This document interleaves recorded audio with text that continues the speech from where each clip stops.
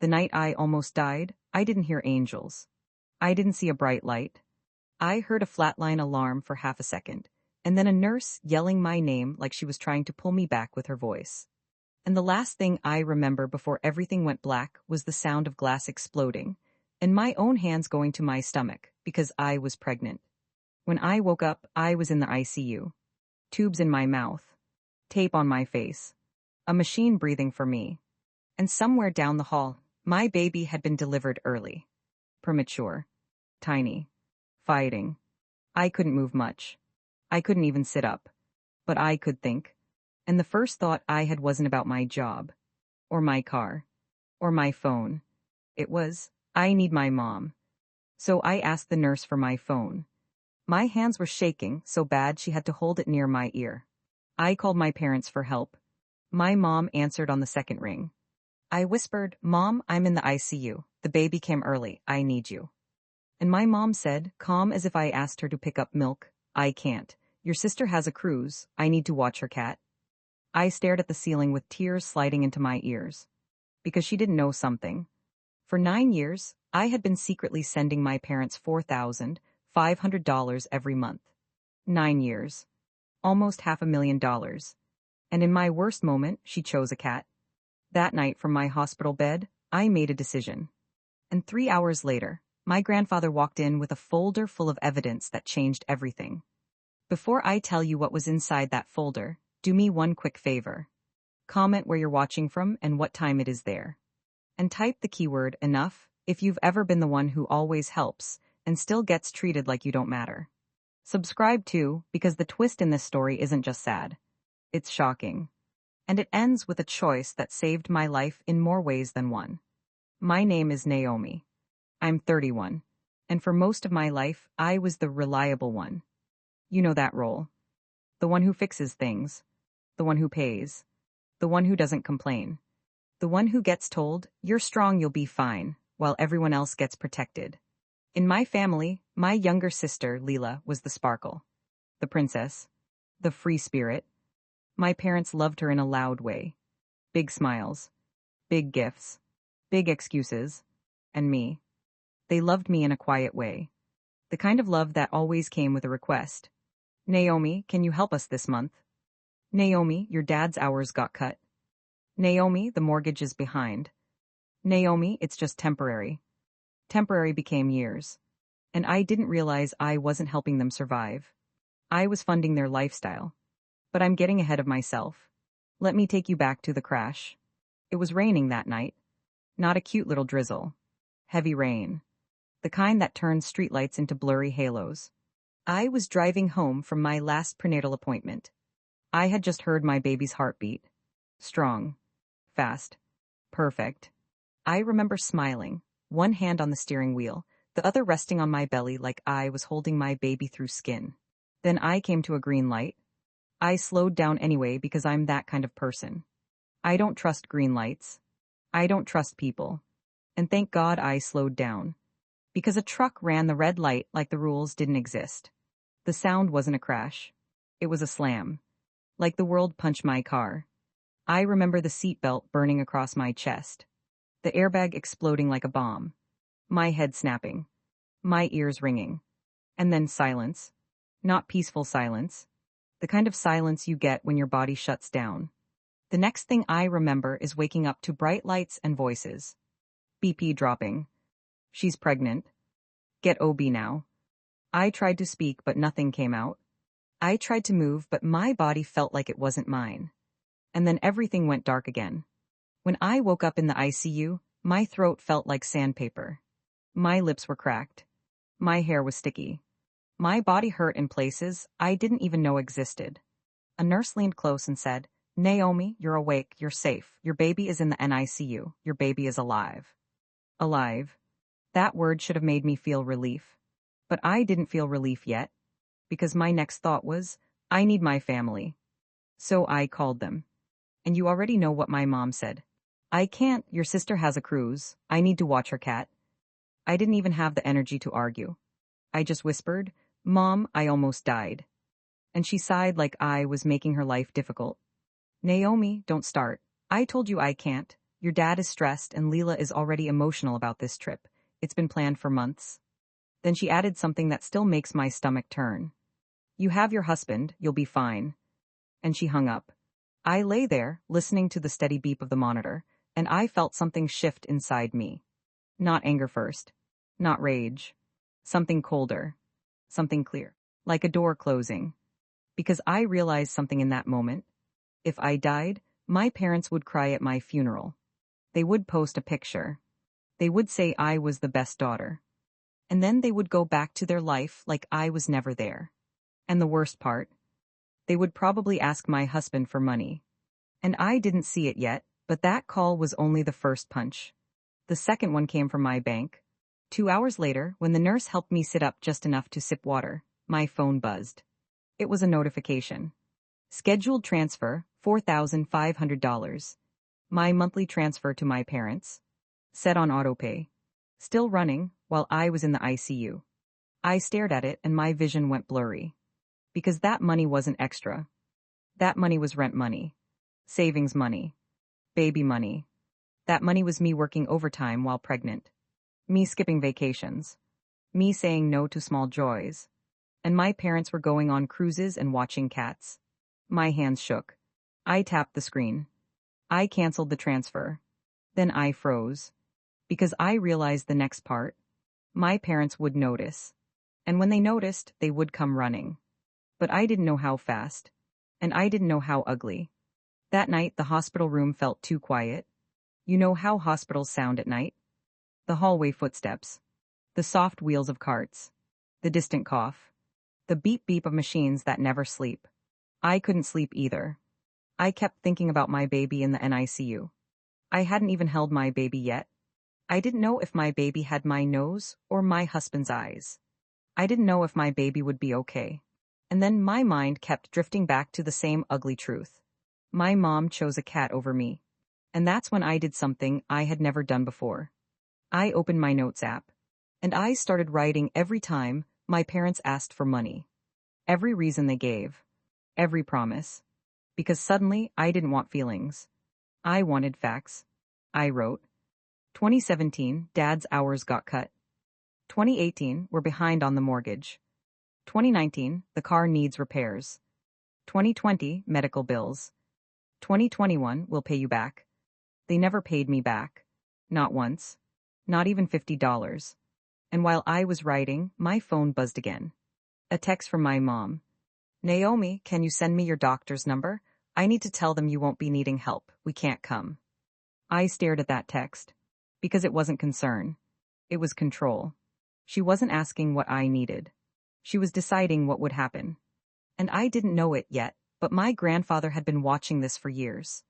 Around 2 a.m., the door opened softly. I expected a nurse. But it was my husband, Aaron. His eyes were red. His hair was a mess. His voice sounded like he'd been crying in the parking lot. He walked to my bed and grabbed my hand like he was afraid to let go. I saw her, he whispered. The baby. He nodded, swallowing hard. She's so small, Naomi, so small, but she's fighting. Tears rolled down my face. I want to see her. You will, he promised. As soon as they clear you to move. He kissed my forehead. Then he said, your mom called me. My stomach dropped. What did she say? Aaron's jaw tightened. He looked angry in a quiet way. The way he looks when he's holding back. She said you're being dramatic, he said. She said you'll be fine, and she asked if we could still send the money this month because the cat sitter is expensive. I blinked. What? Aaron nodded slowly. I didn't answer her, I hung up. I stared at him and I felt embarrassed. Not because I did something wrong, but because he was seeing my family clearly, while I kept trying to excuse them. Aaron squeezed my hand. Naomi, how long have you been sending them money? I swallowed. 9 years. He went still. 9 years, how much? I whispered, 4,500 every month. Aaron's face changed. Like the number hit him in the chest. That's almost. 500,000, I finished. He stared at me like he didn't recognize my life. And then he said something that hurt because it was true. They're not treating you like a daughter. He paused. They're treating you like an income. I couldn't answer. Because if I answered, I would have to accept what I had been avoiding. And I didn't know it yet, but 3 hours later, the person who loved me the most would walk in with proof. It was close to sunrise when the door opened again. This time it wasn't quiet.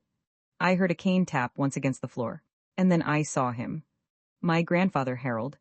He was 78, tall, even with a slight bend in his back. Silver hair. Brown coat. Eyes sharp like he missed nothing. He walked in slowly. Then he held up a thick folder. Not papers. Not a cute little envelope. A folder like someone was building a case. He sat in the chair beside my bed, and he didn't smile. He looked at me like he was trying to stay calm. "Naomi," he said softly, "I'm sorry I'm late." My throat tightened. "Grandpa, what are you doing here?" He glanced at Aaron, then back at me. "I got a call," he said. "Not from your mother." He paused. "From your dad's bank." My stomach dropped. "What?" Grandpa opened the folder. And the first thing I saw was my name. My full name. Printed on a loan document. Then another page. A credit line. Then another. Bank statements. Transfers. Receipts. I stared, confused and dizzy. Grandpa leaned close. "Naomi," he said, voice low, "your parents have been lying to you." I swallowed hard. "I know they lie, they always." "No," he cut in gently. "Not just little lies." He tapped the papers. "This is fraud." My body went cold. "Fraud how?" Grandpa took a slow breath, like he was choosing words carefully. "For years, your parents have been telling the family they're struggling," he said. "They've been telling everyone they're behind, that they need help, that they're embarrassed." He flipped to another page. "But they haven't been behind, not like they said." He slid a statement closer to me. And there it was. A deposit. My $4,500. Then another. Then another. 9 years of deposits. And right under those deposits, payments to cruise lines, luxury stores, a brand new SUV payment, a vet bill for a cat. My vision blurred. I whispered, "What is this?" Grandpa's jaw tightened. "This," he said, "is where your money went." I couldn't breathe for a second. Aaron leaned closer, eyes wide. Grandpa kept going, and his voice got harder. "They told you the money was for the mortgage," he said. "But the mortgage has been paid by a trust your grandmother left." My heart thumped. "What trust?" Grandpa's eyes flashed with anger. "A small family trust," he said. "Meant to keep the house stable, meant to protect the family." He pointed at the papers again. "But your parents used your money as their personal spending account, and they hid the trust from you." I stared at him. My mouth went dry. "Why are you telling me now?" Grandpa looked down for a moment. Then he said the words that broke my heart. "Because I suspected it for years." I blinked. "You suspected, and you didn't tell me." His voice softened. "I tried," he said. "I asked you questions, I hinted, I warned you." He swallowed. "But you always defended them." I looked away. Because he was right. Every time someone questioned my parents, I made excuses. They're stressed. They're old-fashioned. They don't mean it. Leela needs help. I built a wall of excuses around my parents, and I trapped myself inside it. Grandpa reached into the folder again and pulled out something else. A printed email chain. He slid it toward me. And the subject line made my stomach flip. "Naomi's monthly support, keep her calm." I stared. My fingers trembled. Grandpa said, "Read it." I read the first lines. It was my mother writing to my father. "She feels guilty easily. Keep the story simple. Mention the mortgage, mention stress. Don't let her talk to Harold." I felt like I was going to throw up. Aaron whispered, "Oh my God." Grandpa's voice was steady but full of pain. "They were managing you," he said. "Like a system, like a payment." I stared at the ceiling. And this time I didn't feel cold. I felt humiliated. Not because I helped, but because they knew exactly how to pull my strings. And I didn't know the worst part yet, because the folder had more. Grandpa flipped to another section. "And Naomi," he said quietly, "that's not all." I turned my head slowly. He pulled out another page. A form with a signature. My signature. But it wasn't mine. It looked like mine. But wrong. Too neat. Too forced. Grandpa pointed. This is a credit line opened in your name, he said. 2 years ago. 2 years ago. When I was pregnant. When I was tired. When I wasn't watching.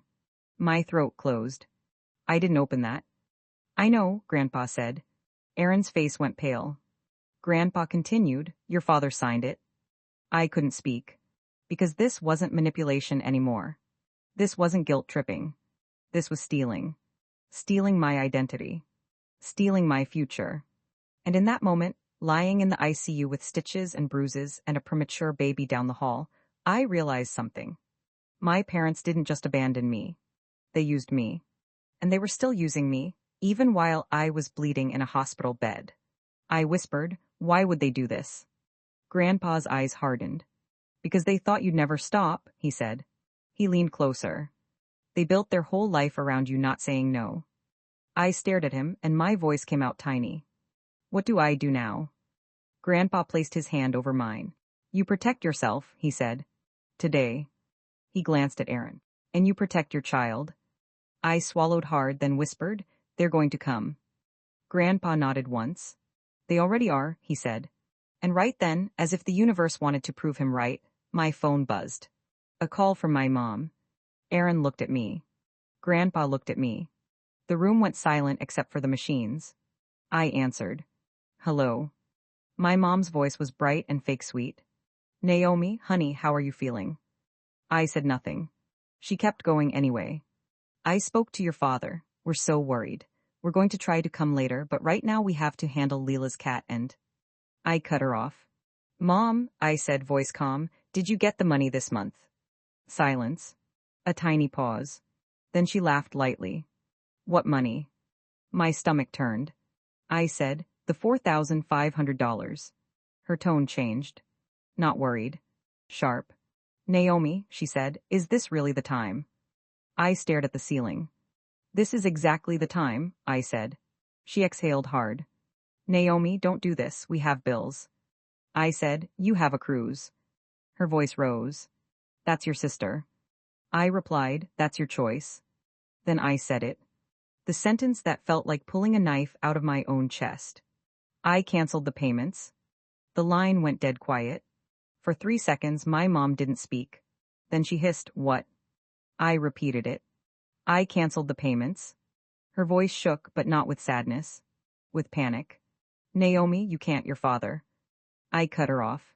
No, I said. You can't. Her voice got tight and ugly. You are so selfish. I almost laughed. Selfish. Me. In the ICU. With a newborn in the NICU. After sending them $500,000. I said, Mom, my baby is fighting to breathe. She snapped, and we're fighting too. That's when Grandpa leaned in and mouthed, put it on speaker. My hand shook as I did. My mom kept talking, faster now. You don't understand what you're doing. Your father is stressed, the house. Grandpa spoke, calm and cold. Hello, Diane. My mom froze. Harold. Grandpa replied, yes. There was a long silence. Then my mom's voice softened into that fake, sweet tone again. Dad's hi, we didn't know Naomi called you. We've been handling everything. Grandpa said, no, you've been hiding everything. My mom's breath caught. Grandpa continued, I'm looking at the bank statements right now. Silence. Then my mom whispered, you went through our finances. Grandpa's voice stayed calm. I protected Naomi, he said. And then my mom said the line that told on herself. Why would you do that to us? Not, is Naomi okay? Not, how's the baby? Not, I'm sorry. Just, why would you do that to us? Grandpa's eyes narrowed. Because you did it first, he said. My mom's voice shook. You don't understand, we had to. Grandpa cut her off. No, he said. You wanted to. Then he said, slow and clear, like he was reading a verdict.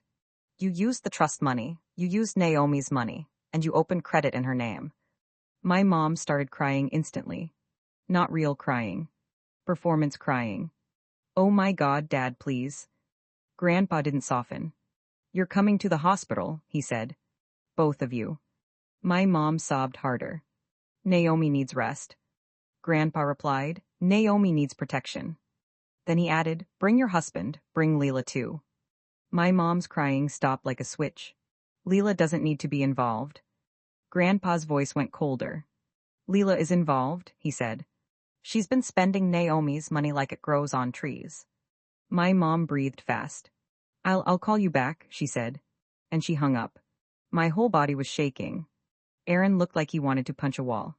Grandpa sat back in his chair, quiet for a moment. Then he said, "They'll try to twist this." I whispered, "I know." Grandpa nodded. "That's why you need to be ready."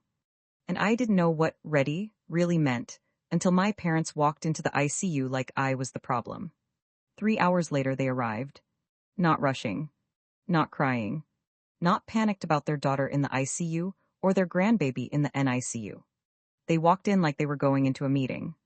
My mom wore sunglasses inside the hospital. Inside.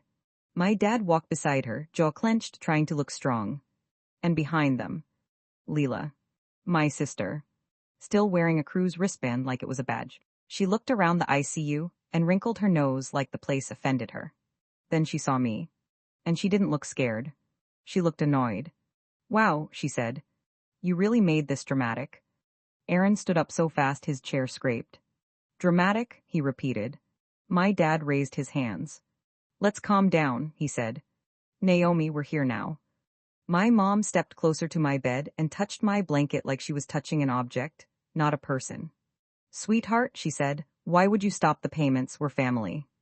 Grandpa stood, cane in hand. And he didn't yell. He didn't curse. He didn't raise his voice. He just opened the folder and set it on the tray table like he was setting down a weapon. "Sit," he said. My parents froze. My mom tried to smile. "Dad, please don't do this here." Grandpa looked at her. "You did this for 9 years, he said. "Here is fine." My dad's face tightened.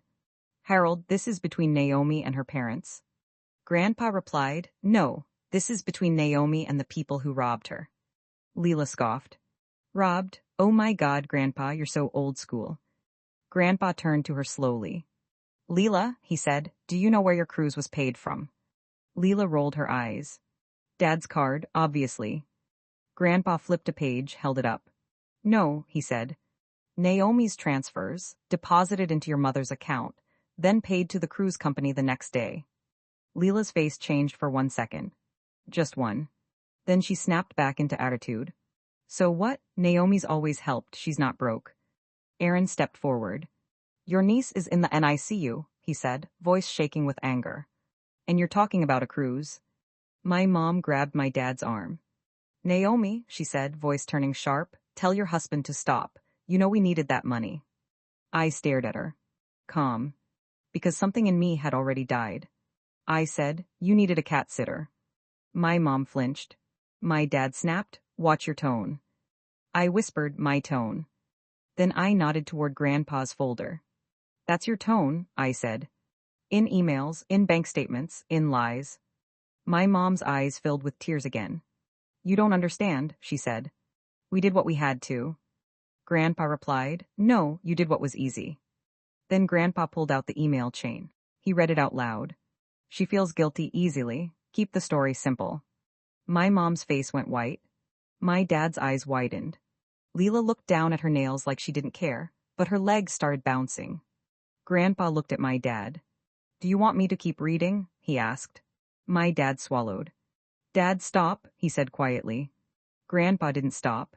He pulled out the credit line papers. "Naomi," he said gently, "tell them." I looked at my parents. And I said, "You open credit in my name." My dad's face tightened. "That's not true." Grandpa held up the paper. "Then explain the signature," he said. My dad snapped, "That's a misunderstanding." I laughed softly.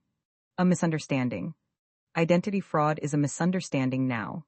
My mom stepped forward quickly. "Naomi," she said, voice pleading, "we were going to tell you. We were going to fix it." I stared at her. "When?" I asked. "After the next cruise." Leela finally spoke, voice sharp. "You're being so dramatic. You always act like you're the victim." I looked at her. Then I said very quietly, "I almost died." Leela shrugged. "Okay, but you didn't." Aaron made a sound like he couldn't believe what he was hearing. Grandpa's hand tightened on his cane. Then Grandpa said something that made the room freeze. "Leela," he said, "you're not going on another cruise." Leela laughed.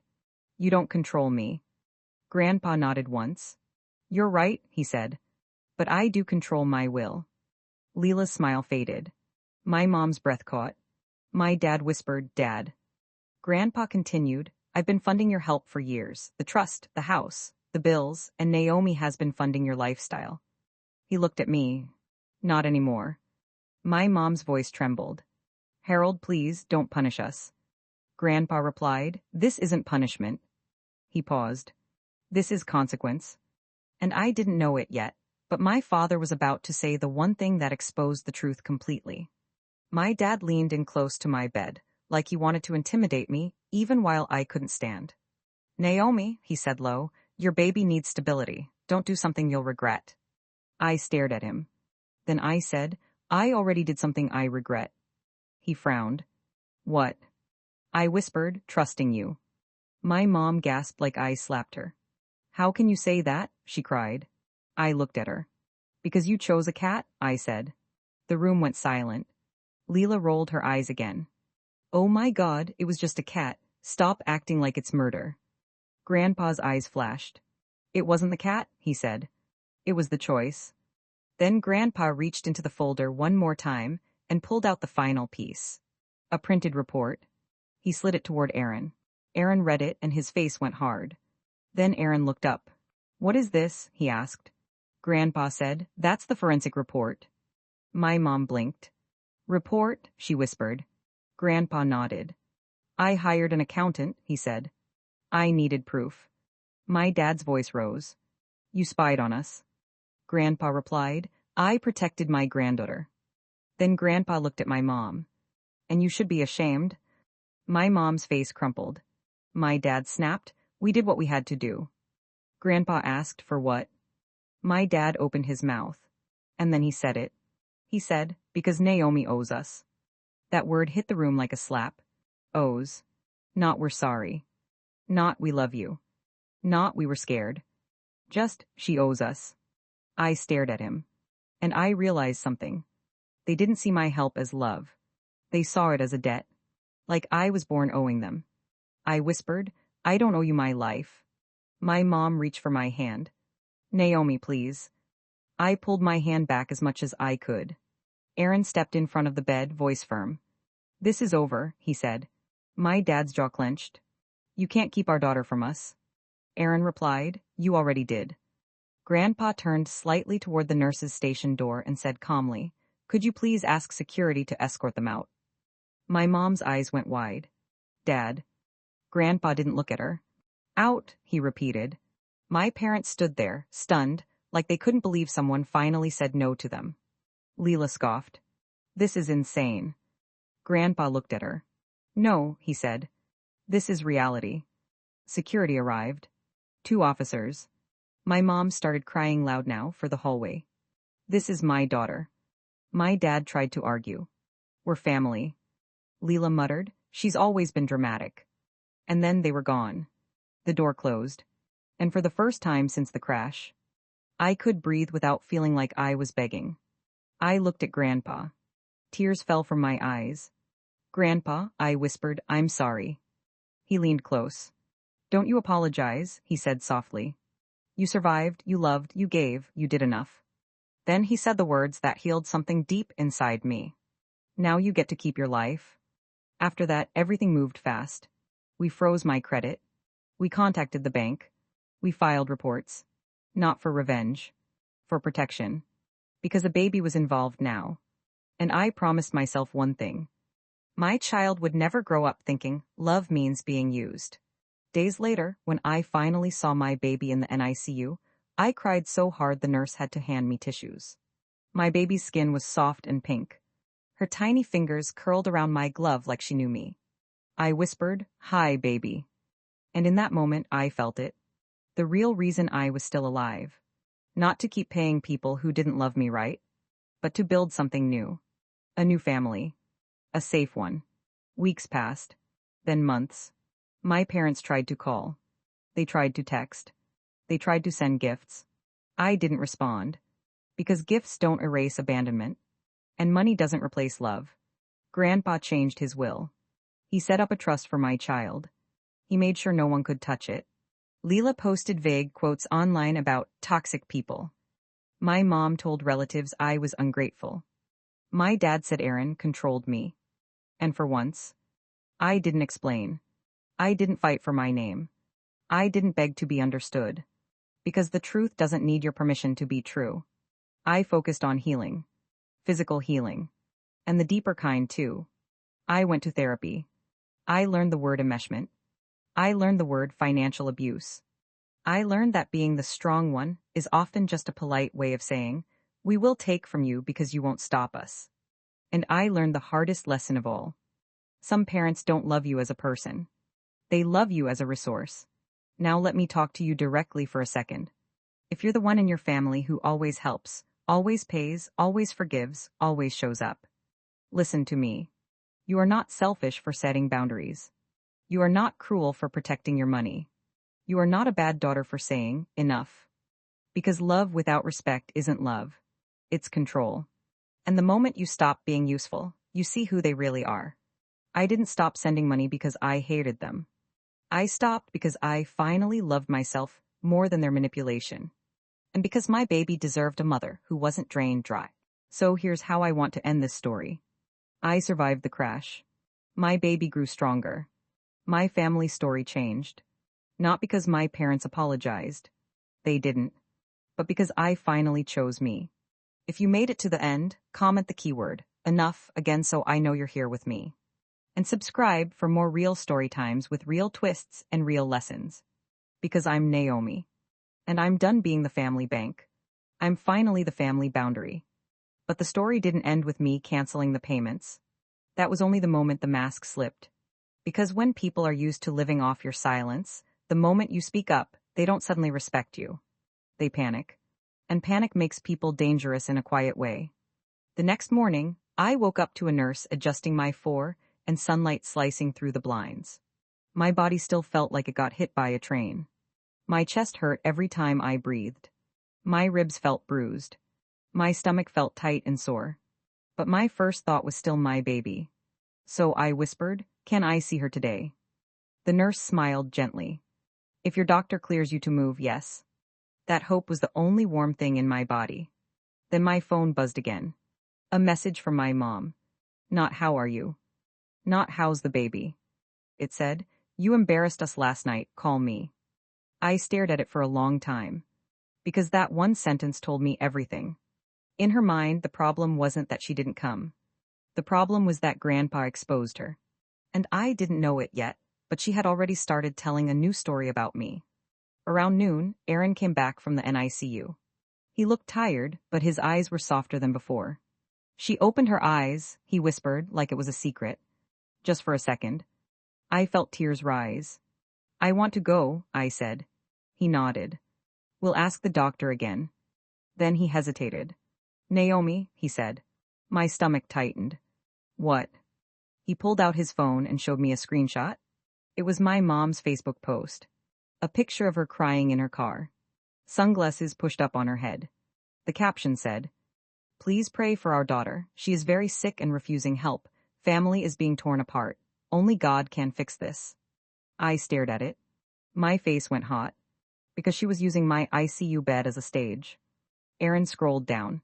The comments were worse. People saying, "Stay strong, Diane." People saying, "Some kids are so ungrateful." People saying, "She owes you, you raised her." I felt sick. I whispered, "She's doing this while my baby is fighting to breathe." Aaron's jaw tightened. "And look," he said. He clicked another screenshot. A private message someone sent him. It said, "Diane told us Naomi stopped helping financially. Is she having a breakdown? Should we worry about the baby?" I went cold. Because that's what families like mine do. They don't ask if you're okay. They ask if you're stable. Not because they care. Because they want to control the story. I closed my eyes and took a slow breath. "I'm not letting her do that," I said. Aaron nodded. "Good." And I didn't know, the very next visitor would test that boundary hard. That afternoon, a nurse walked in and said, "Naomi, there's someone here asking for you." I thought it was Grandpa. I thought it was someone kind. Then the nurse added, "It's your sister." My stomach dropped. Leela. I hadn't even seen her face clearly last night. I only heard her voice cutting through the room like a blade. I whispered, "I don't want her." The nurse nodded. "Okay." But then Leela appeared anyway. Because of course she did. She walked in holding an iced coffee like she was stopping by the mall. Her hair was done. Her nails were perfect. She smelled like perfume and sunscreen. She looked around my ICU room, then she made a face. "Wow," she said. "This is intense." I didn't answer. She stepped closer to my bed and lowered her voice like she was being gentle. "Naomi, why are you doing this?" I stared at her. "Doing what?" She sighed like I was slow. "Cutting mom and dad off, making grandpa freak out, making everything messy." I said, "I almost died."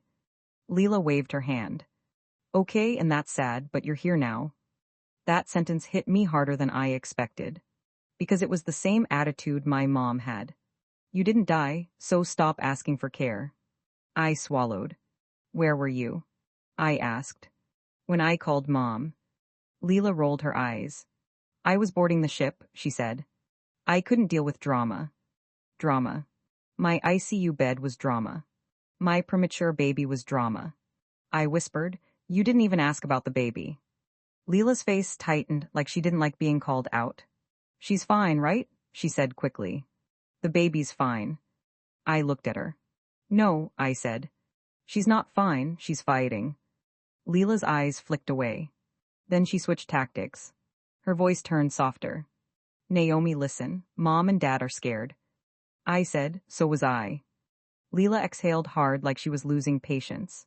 "They need that money," she said. "You know that." I stared at her. "No, they want that money," I corrected. "There's a difference." She leaned in. "You're going to ruin them," she whispered. "You're going to ruin me too." There it was. Not "I'm sorry." Not "I love you." Just, "What about me?" I felt something settle in my chest. Calm. Heavy. Finished.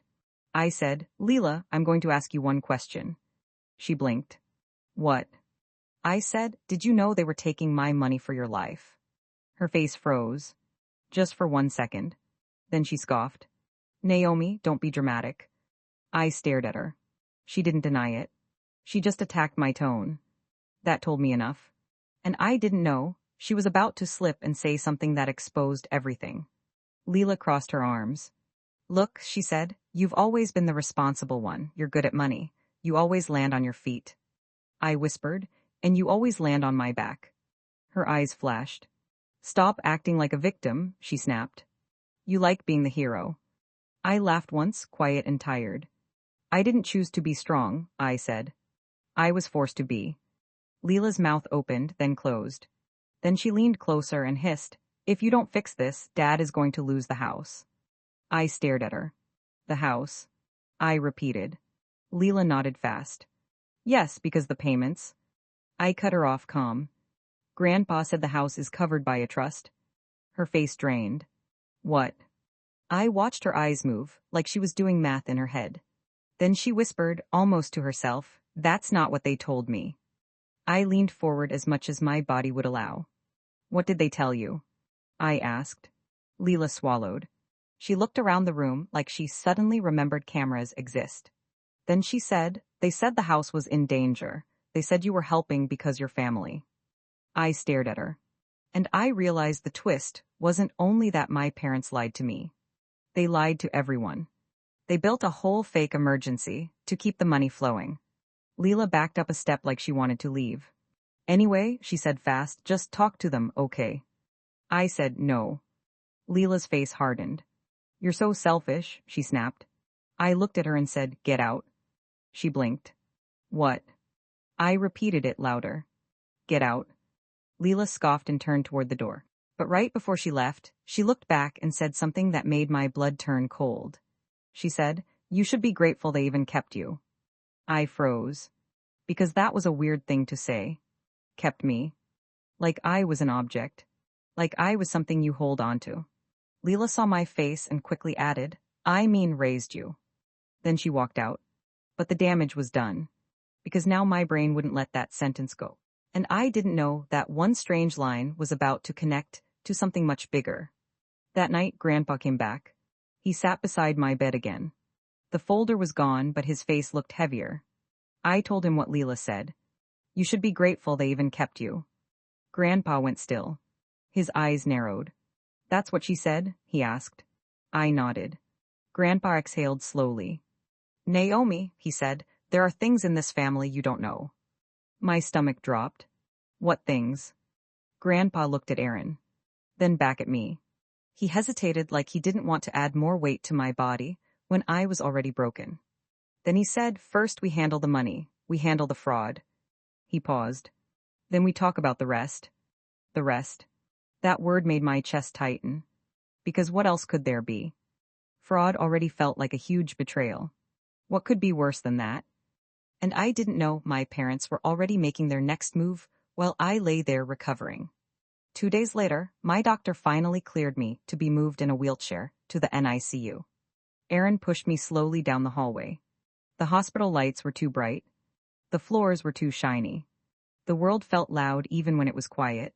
When we entered the NICU, it hit me. The beeping. The little machines. The tiny babies behind glass. The parents standing there with tired eyes and brave faces. Aaron rolled me to the incubator. And there she was. My daughter. So small she didn't look real. A little hat on her head. A tube by her mouth. Her chest rising and falling like she was learning how to do it. I started crying instantly. I didn't even try to stop it. I whispered, "Hi, baby." And she moved her fingers. Just a tiny twitch.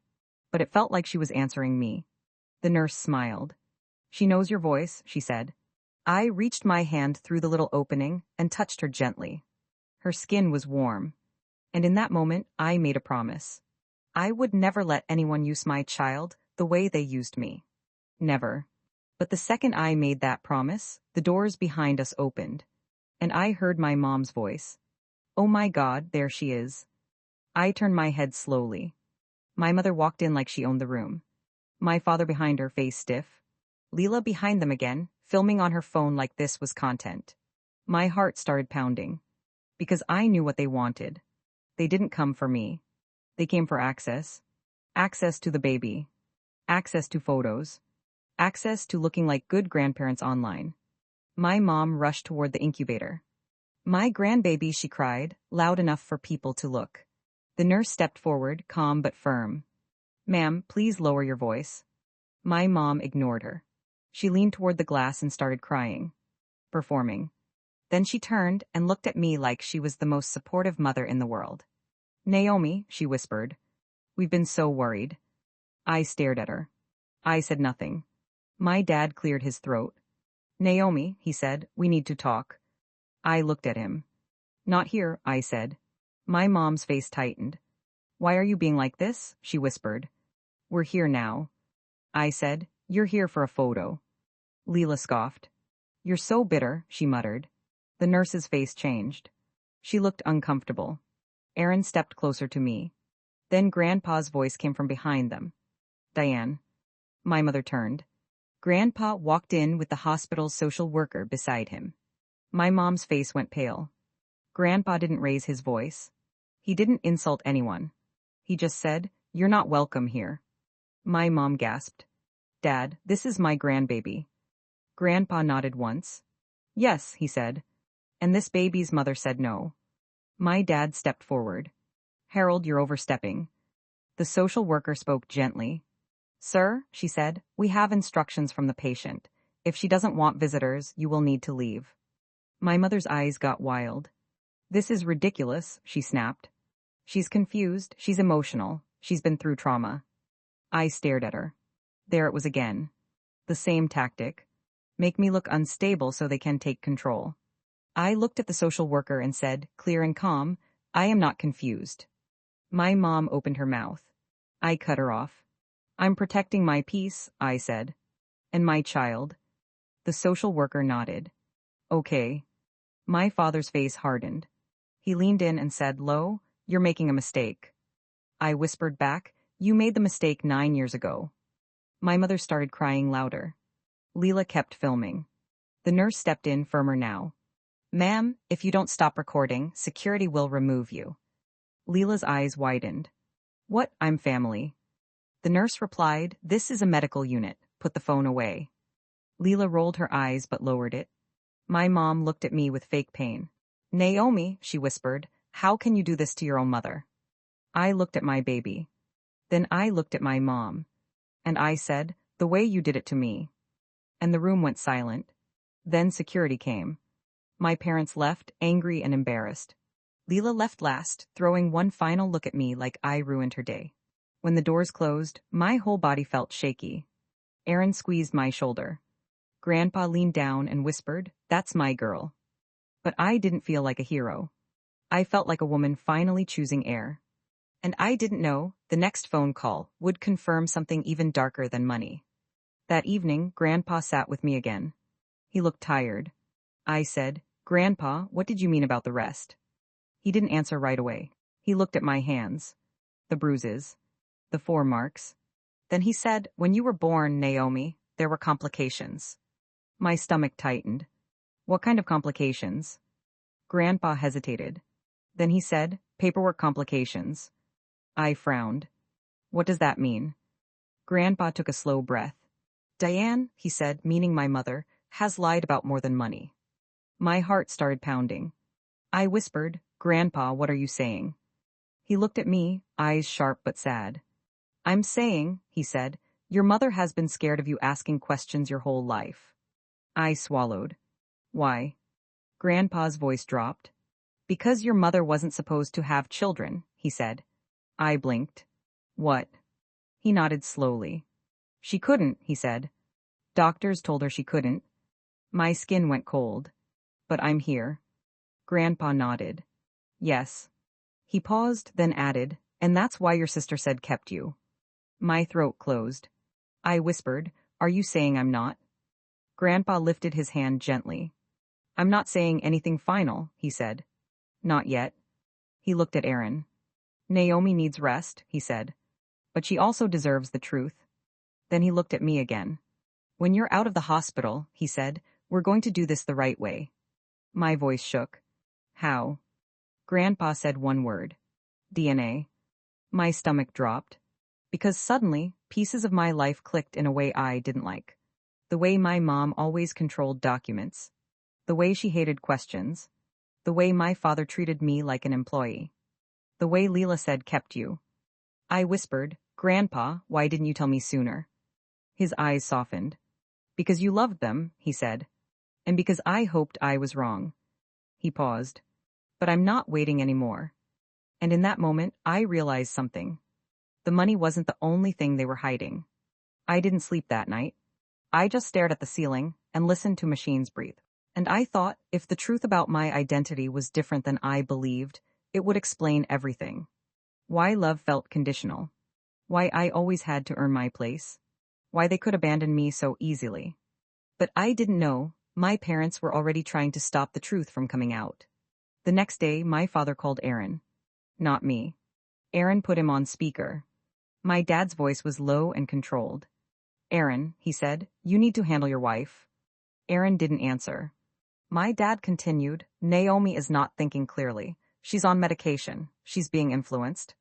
Aaron's jaw tightened. Influenced by who? He asked.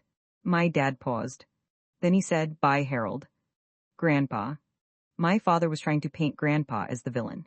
Aaron said, your daughter is in the ICU, and your first concern is control. My dad snapped, our family business is private. Aaron replied, you made it public when you posted lies online. Silence.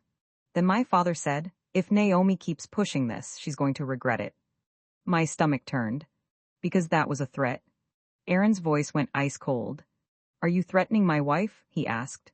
My father said, I'm warning you. People can talk. Things can get messy. Aaron didn't raise his voice. He just said, try it. Then he hung up. I stared at Aaron. And for the first time, I didn't feel like I had to face them alone. Because I didn't. But I didn't know the messy he hinted at was already in motion. 2 days later, my nurse came in with a clipboard and said, Naomi, we received paperwork. I frowned. Paperwork? She nodded. It's from your parents, she said carefully. They're requesting medical information access. My whole body went cold. They were trying to get access to my records. They were trying to get control back. I whispered, no. The nurse nodded. We didn't release anything, she said. But we need you to sign a form stating who is allowed. Aaron took the clipboard and handed it to me. My hands shook, but I signed. I wrote 3 names. Aaron, Grandpa, and my attorney. Not my parents. Not my sister. My nurse smiled softly. Good, she said. That's your right. And in that moment I realized the truth. Boundaries aren't just emotional. Sometimes they're paperwork. Sometimes they're doors you close so you can heal. A week later, I got discharged. Not fully healed, but stable. My baby still had weeks in the NICU. So every day, Aaron drove me to the hospital. And we sat with our daughter. And we whispered to her. And we watched her fight. And while we did that, Grandpa and my attorney handled everything else. The fraud. The bank. The credit line. The trust. It became official. Not just a family fight. A real case. And my parents finally realized something. I wasn't coming back to the old version of me. So they tried one last thing. They tried to buy me. My mom sent a text. I'm sorry, we can't talk. We'll help with the baby. We can't even give you money. I stared at the message. Give me money. With my own money. I didn't reply. Then my dad sent one too. If you drop the report, we can make this right. Make it right. After 9 years. After abandonment. After lies. I still didn't reply. Because at that point, I didn't want their words. I wanted their actions to stop. And here's what happened next. The bank investigation confirmed the signatures weren't mine. The transfers were tracked. The trust records were pulled. And my parents were forced into a corner where lies couldn't save them. My dad called Grandpa in tears. Not because he felt guilty. Because he felt caught. And that's when Grandpa told him something I will never forget. He said, you didn't just steal from Naomi. You stole her peace. And you don't get to rent it back with apologies. 2 months later, my baby came home. She was still tiny. But she was strong. The day we carried her into our house, I cried at the doorway. Not because I was sad. Because I finally felt safe. And my parents. They didn't get access. Not because I was cruel. Because I was awake. Now I'll tell you what the satisfying ending looked like for me. It wasn't fireworks. It wasn't a dramatic courtroom scene.